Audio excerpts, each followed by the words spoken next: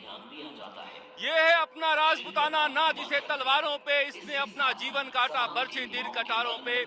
राजपूतों का ये महासमागम आप देख सकते हैं, दूर दूर तक जहां तक नजरें जा रही हैं, क्षत्राणियां हैं और राजपूत हैं, बुजुर्ग हैं, युवा हैं, पूरे देश से यूं तो आए हुए हैं, लेकिन राजस्थान के कोने कोने से राजपूत यहाँ पर भवानी निकेतन में जुटे हुए हैं।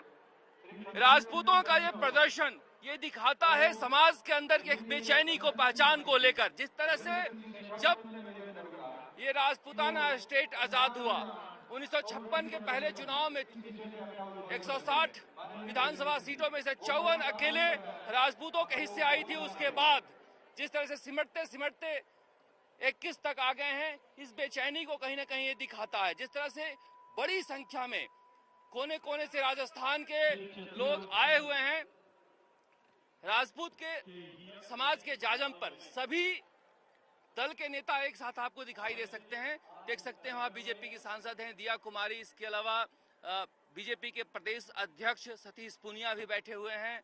इस तरह से आप राजस्थान सरकार के मंत्री हैं प्रताप सिंह खाचरियावास, भंवर सिंह भाटी, धर्मेंद्र राठौड़ हैं, राजेंद्र राठौड़ हैं बीजेपी के नेता, मंच पर भाषण दे रहे हैं केंद्रीय मंत्री गजेंद्र सिंह शेखावत।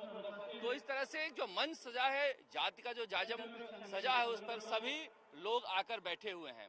ये श्री क्षत्रिय युवक संघ का हीरक जयंती है, डायमंड जुबली है, जिसकी स्थापना तन सिंह जी ने की थी। तन सिंह जी ने समाज को सुधारने के लिए राजपूतों में, क्षत्रिय युवकों में एक पहल की थी, और समाज सुधार की पहल जो है उसका अलग पूरे राजस्थान में जग रहा है। यह दिखाता है कि किस तरह से आस्था है तन सिंह जी की बनाई हुई संस्था में लोगों की। आप छतों पर देख लीजिए किस तरह से लोग एक झलक पाने के लिए खड़े हैं। इन नेताओं की झलक पाने के लिए नहीं खड़े हैं, बल्कि समाज के प्रति ये जो आस्था है, उस आस्था का परिचायक है। देखिए, राजपूतों के बारे में कहा जा सकता है कि राजपूत जो है राजस्थान के अपनी शूरवीरता के लिए तो जाने ही जाते हैं, अपनी नफासत और नजाकत के लिए भी जाने जाते हैं। आप दूर से पहचान सकते हैं, अगर 10 युवक आ रहे हैं तो उसमें राजपूत कौन है। हालांकि अपवाद होते हैं, लेकिन उसके बावजूद जिस तरह से इन्होंने अपने संस्कारों को संजो कर रखा है, निश्चित रूप से कहा जा सकता है कि यह समाज अपनी पहचान के लिए जिस तरह से एक छटपटा रहा है, इतने सालों तक राजपूताना राज किया है राजस्थान पर, और अब जिस तरह से कभी आरक्षण को लेकर, कभी छोटे छोटे मुद्दों को लेकर, कभी तो गैंगस्टर आनंद पाल सिंह के मुद्दे को लेकर भी ये समाज जब सड़क पर उतर जाता है, चतुर सिंह जैसे अपराधी के मुद्दे पर भी ये समाज सड़क पर उतर जाता है, तो समझना चाहिए कि ये समाज के अंदर एक बेचैनी है। बेचैनी है, समाज खोज रहा है अपनी नई पहचान के लिए। ये महिलाएं हैं समाज की, इस तरह से पीले वस्त्रों में आई हैं। पीले वस्त्रों में अब जो महिलाएं आई हैं, ये समाज का एक संस्कार है। आप जब भी किसी राजपूत के घर जाएं, क्षत्रिय के घर जाएं, तो वहां पर जो आप महिलाओं के वेशभूषा देखेंगे और घूंघट देखेंगे, आपको पता चल जाता है कि हम किसी राजपूत के घर आए हैं, चाहे वो किसी भी उम्र के हो। संस्कार इस जाति में, इस समाज में बचपन से दिया जाता है। ये केसरिया बाना पहन के आए हुए हैं सारे युवक। आप इन युवकों को देख लीजिए, सारे के सारे युवक केसरिया बाना पहनकर आए हैं। केसरिया बाना आन बान शान सूरवीरता का परिचायक है। केसरिया झंडा लहरा रहा है, यह देश की एकता का परिचायक है। जब राजस्थान में सबसे ज्यादा जो लोग हैं आर्मी में जाते हैं, हालांकि बाकी जातियों से भी लोग जाने लगे हैं, अब जाट जात से भी जाते हैं, गुजर से भी जाते हैं, लेकिन राजपूतों ने एक शुरुआत की थी। यहाँ के जो पूर्व महाराजा भवानी सिंह थे, ब्रिगेडियर थे, वो भी फौज में लड़ाई लड़ चुके थे। तो समझा जा सकता है कि देशभक्ति का जज्बा इनके दिल में रहता है हमेशा से, और यही सारी बातें हैं जिसे लेकर अब लोग, कहा जा सकता है कि इस डायमंड जुबली पर राजपूत क्या खोजने के लिए जयपुर में आए हैं। इस भवानी निकेतन में राजपूत क्या तलाश कर रहे हैं, ये एक बड़ा सवाल है। ये जो लोग आए हैं, क्या नेताओं की भाषण सुनने के लिए आए हैं? नेता तो भाषण देते रह रहे हैं और नेताओं के भाषण राजपूत समाज के लोग सुनते रहे हैं, फिर ये क्यों आए हैं? ये दिखाता है कि अंदर की एक बेचैनी को, समाज की छटपटाहट को, वो कैसे खत्म हो। क्या यहाँ से कोई संदेश लेकर ये समाज जाएगा? ये एक बड़ा सवाल है समाज के ऊपर।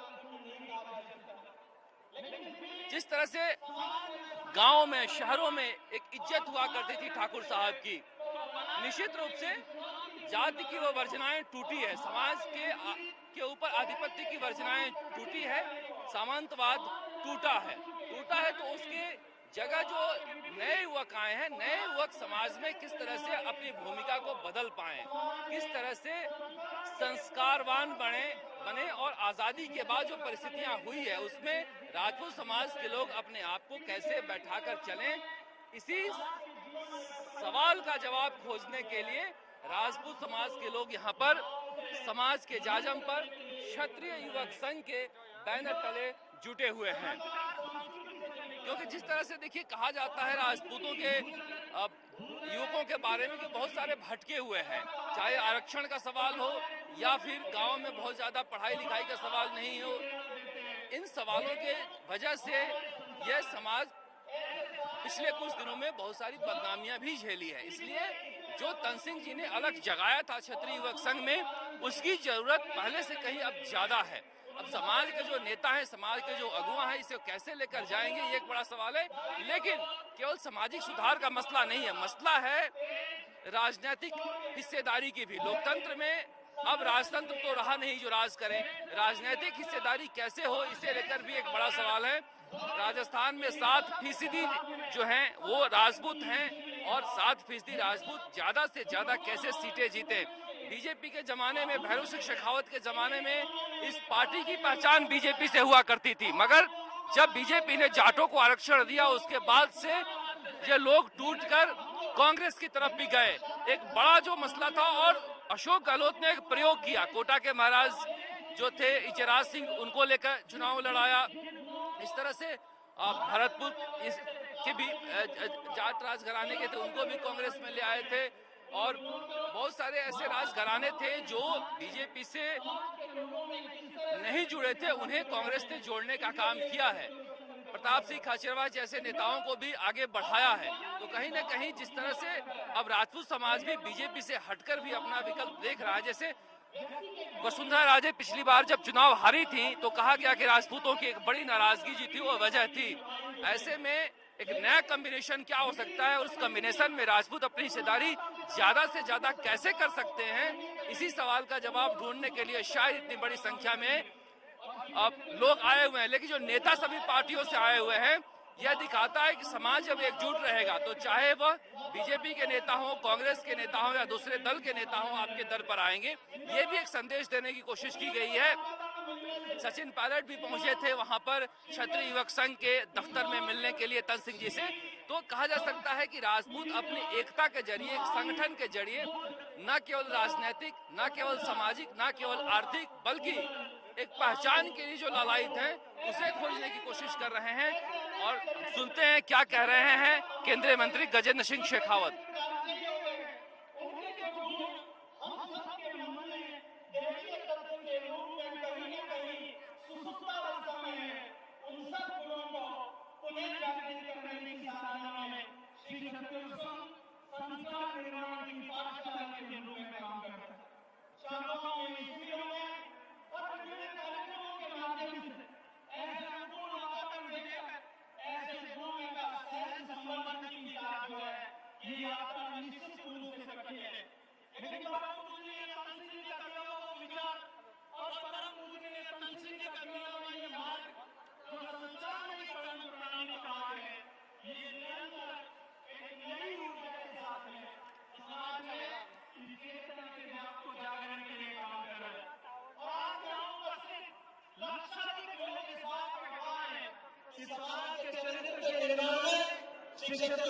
निश्चित रूप से एक बहुत बड़ी भूमिका का निर्वहन किया है।